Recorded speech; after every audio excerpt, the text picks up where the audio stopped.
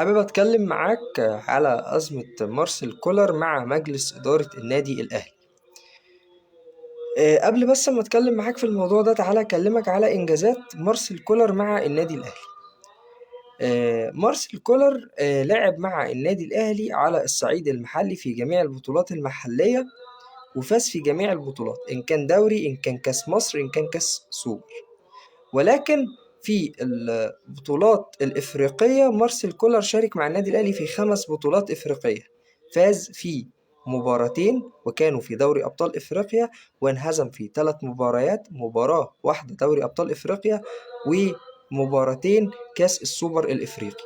وتعالى نراجع مع بعض وأقول لك إن 2022 اتهزم من الوداد 2-0 في نهائي دوري أبطال إفريقيا، واتهزم في نهائي كاس السوبر الإفريقي بنتيجة 1-0 سنة 2023 أمام اتحاد العاصمة الجزائري، وانهزم أيضا أمام نادي الزمالك في ركلات الترجيح في سوبر الإفريقي 2024.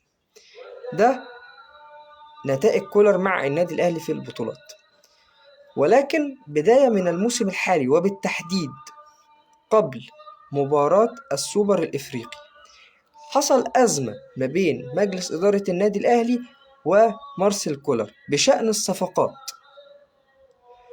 كولر محتاج لعيبة معينة، ومجلس إدارة النادي الأهلي لبت طلب كولر باللعيبة، ولكن في لعيب معين وهو محمد علي بن رمضان، نجم الترجي التونسي السابق والمحترف حاليا في الدوري المجري، لم ينجح النادي الأهلي في الحصول على توقيع اللاعب.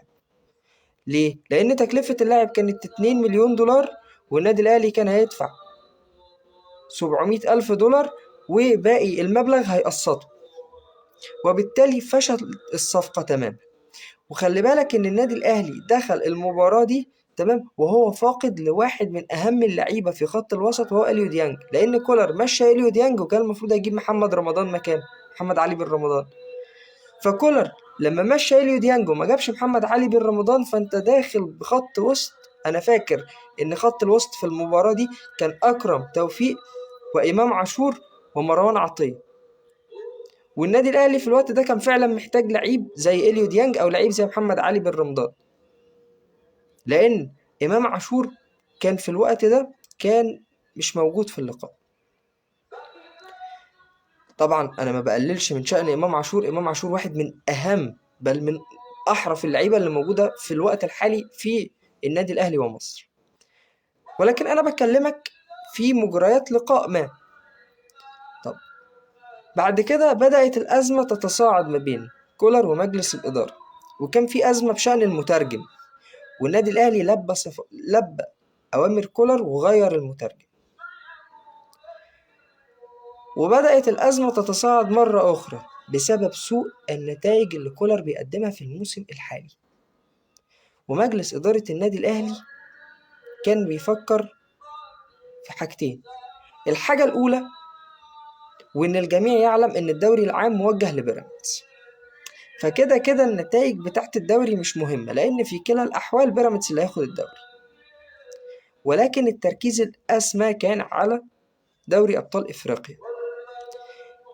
فكولر ماشي في دوري أبطال إفريقيا كويس، صعد من دور المجموعات، تخطى عقبة الهلال السوداني، ولكن بيقدم نتائج سيئة جدا، وبيقدم مباريات فنية ضعيفة جدا، وده بيؤدي إلى حدوث نتائج إن النادي الأهلي بيتعادل.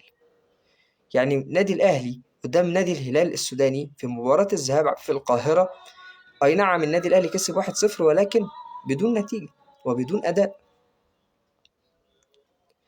فبدأ مجلس إدارة النادي الأهلي يتكلم مع كولر، وقال له أنت آخرك معانا مباراة بيراميدز، هتحقق نتيجة إيجابية أنت مكمل مع الفريق، مش هتحقق نتيجة إيجابية يبقى خلاص. وفعلا كولر لم يحقق النتيجة الإيجابية التي ترضي مجلس إدارة النادي الأهلي وجماهير النادي الأهلي. أصل النادي الأهلي عنده النتيجة الإيجابية والفوز، لا بديل عن الفوز في النادي الأهلي، ولا بديل عن البطولات في النادي الأهلي. ودي الثقافة اللي منجحة النادي الأهلي، ده الفكر اللي منجح النادي الأهلي وموصل النادي الأهلي للعالمية. طب بس دي الوقت مش هينفع نمشي المدرب واحنا عندنا مباراة مهمة في السيمي فاينل في بطولة دوري أبطال إفريقيا، البطولة المحببة لجمهور النادي الأهلي والبطولة اللي أنا بنافس عليها بشراسة في الموسم الحالي، فأنا همشي المدرب قبل اللقاء على طول مباشرة. فكولر قاعد مع النادي الأهلي حتى انتهاء مباراتي صن داونز في حالة فوز النادي الأهلي، أو حتى لا قدر الله في حالة هزيمة النادي الأهلي وخروجه. إذن النادي الأهلي في الفترة المقبلة هيكون في مدير فني جديد ومدرب جديد للفريق. إيه دوره؟ أنا هتكلم معاك، مش سيبك بقى من بطولة إفريقيا دي خالص، اركنها على جنب. أنا هتكلم معاك في الدوري. أول حاجة، المدرب الجديد مطالب بالآتي: رقم 1، الحفاظ على الحفاظ على المركز الثاني، لان انا خلاص قلت لك ان الدوري موجه لبيراميدز خلاص، يعني في الرتوش الاخيره الناس بتظبط له، يعني الناس في الاتحاد بس بتظبط له الدنيا بس، يعني هي رتوش اخيره وهيدوا له الدوري. تمام. فالحفاظ على المركز الثاني من اجل التاهل الى دوري ابطال افريقيا الموسم الجديد، ده رقم 1. رقم 2، التعامل مع المباريات الباقيه في الدوري على انها مباريات تحضيريه لكاس العالم للانديه. اصل خلي بالك، برغم الصفقات اللي النادي الاهلي جايبها، تمام، ولكن هيكون في تبديل لبعض اللعيبه مش كله. يعني النادي الاهلي في الوقت الحالي ال11 فريق اللي موجودين هيتضاف عليهم مثلا في التشكيله الاساسيه 3، زي احمد السيد زيزو، زي تريزيجيه، وممكن اليو ديانج. دول ال3 لعيبه اللي هتلاقيهم موجودين، اما بقيه الفريق موجود، بقيه الفريق ظاهر. فالمدرب عايز يعمل يحصل بينه وبين اللعيبه دي انسجام، ده رقم 1. يتعامل مع المباريات بتاعه الدوري الباقيه ان هي مباريات يعني تحضيريه لكاس العالم للانديه، بالاضافه ان هو يحط فكره وبصماته الفنيه مع الفريق بحيث تبقى واضحه. ويا دوبك الصفقات اللي هتيجي، واحد زي زيزو اللي هيلعب كجناح ايمن يتحط في مكانه، واحد زي اليو ديانج اللي هيتحط مكان اكرم توفيق كدفندر، واحد زي محمود حسن تريزيجيه اللي هيكون موجود كجناح ايسر، وبن شرقي اللي ممكن تشوفه كبلاي ميكر، وامام عاشور هيرجع يلعب مركز 8. دي التعديلات اللي المفروض تتحط، ودي التعديلات وده الانسجام اللي المفروض يحصل الفترة الجاية مع النادي الاهلي، بحيث ان النادي الاهلي لما يخش كاس العالم للاندية ما يكونش رايح للاداء المشرف اللي هو يلعب لي 3 مباريات ويروح. لا، ده احنا بنتمنى كمصريين وجمهور الاهلي يتمنى وصول النادي الاهلي لابعد نقطه، لان النادي الاهلي مش مجرد نادي افريقي او مجرد نادي محلي. النادي الاهلي النهارده يسير على الخطى العالميه، فريق خلاص بقى ليه صيت وسمعه عالميه بسبب النتائج اللي بيحققها. تمام. بسبب ان فريق لعب 5 نهائيات افريقيه، كسب 4 في اخر 5 سنين واتهزم في بطوله. فريق موجود كل سنة في كأس العالم للأندية بالمسمى الجديد كأس العالم للقارات، فريق أول مشاركة في كأس العالم للأندية موجود وظاهر وحاطط نفسه. المباراة الافتتاحية هتكون بينه وبين فريق في انتر ميامي، فريق فيه ميسي. إذن النادي الأهلي خلاص فريق عالمي، فمحتاج مدرب يكون عنده بصمات فنية، مدرب يقدر يطور من اللعيبة بتاعته، تمام، مدرب يقدر يحقق معاهم النتائج الإيجابية. اللعب في النادي الأهلي مش سهل، والمدير الفني اللي هيجي النادي الأهلي مش هيتولى مهمة سهلة، لأن خلاص ما عادش النادي الأهلي اللي بيكسب الدوري وبيكسب الكاس وبيكسب كاس السوبر وشكرا. لا، ده أنت عندك النهاردة مهام أخرى، مهام إضافية. إيه هي المهام الإضافية؟ المهام العالمية، إن أنت لازم خلاص الفريق ده هيتحط في نقطة معينة، خلاص لازم كمان يطور نفسه ويعدي النقطة دي. فده محتاجه مجلس إدارة النادي الأهلي من المدرب. إما كولر كان مخرف السنة دي نتائج سلبية، بيعند على بعض اللعيبه زي علي معلول وزي محمد مجدي قفشه وزي عمرو السوليه. وعلى فكره علي معلول لعيب مؤثر جدا، واحد من اهم اللعيبه اللي دخلت النادي الاهلي، واحد النهارده جمهور النادي الاهلي بيتعامل معاه كاسطوره من اساطير النادي الاهلي.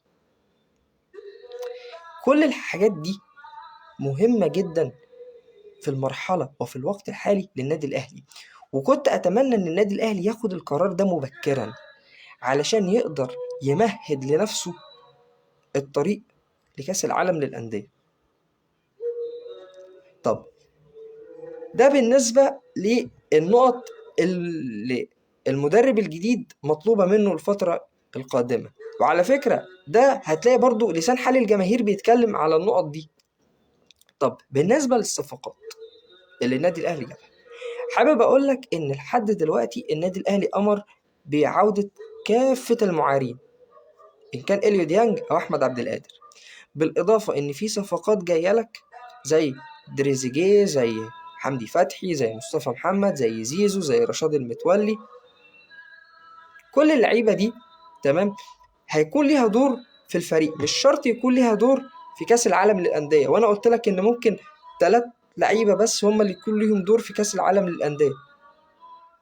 إما بقية اللعيبة هيكون ليها دور فعلا ودور فعليا في بداية الدوري القادم للنادي الأهلي. لأن النادي الأهلي لو خسر الدوري، أنت عارف بالنسبة للنادي الأهلي أو بالنسبة لجمهور النادي الأهلي، خسارة الدوري ده شيء مش سهل.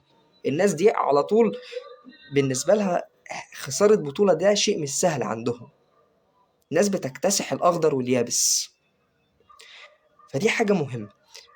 طب ده دور اللعيبة المعارين. طب اللعيبة اللي كولر كان بيعند عليها، حابب أقول لك إن النادي الأهلي في الفترة الحالية كان بيفكر في بديل لظهير أيسر، وكان على فكرة النادي الأهلي هيدخل في التفاوض مع لعيب مغربي، ولكن النادي الأهلي وقف كل حاجة علشان مستني هل المدرب الجديد هيكون في احتياج لعلي معلول، ولا علي معلول هيرحل بنهاية الموسم والنادي الأهلي هيحتاج فعلا الدخول في التعاقد مع ظهير أيسر من أجل المشاركة في كأس العالم للأندية.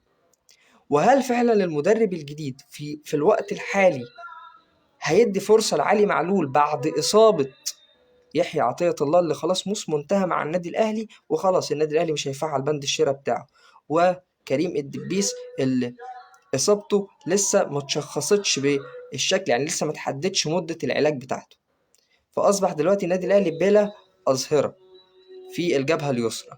هل المدرب الجديد فعلا هيدي الفرصة لعلي معلول؟ وهل لو علي معلول أخذ الفرصة، طبعا احنا كلنا عارفين ان علي معلول لو أخذ الفرصة هيثبت نفسه وهيثبت كفاءة لأنه هو واحد من أساطير النادي الأهلي، فهل المدير الفني هيقتنع بعلي معلول وهيكون هو الظهير الأيسر للنادي الأهلي في كأس العالم للأندية؟ أنا عن نفسي أتمنى بقاء علي معلول في النادي الأهلي، لأن الراجل ده قدم الكثير والكثير للنادي الأهلي، وواحد فعلا تحسه من أبناء النادي الأهلي. وتكريم علي معلول بأن هو يتولى منصب في النادي الأهلي ده شيء يعني هيكون جميل جدا للاعب فعلا لم يبخل على النادي الأهلي في نقطة عرق، وكان مقاتل في الملعب وفي كل البطولات اللي كان بينافس عليها النادي الأهلي.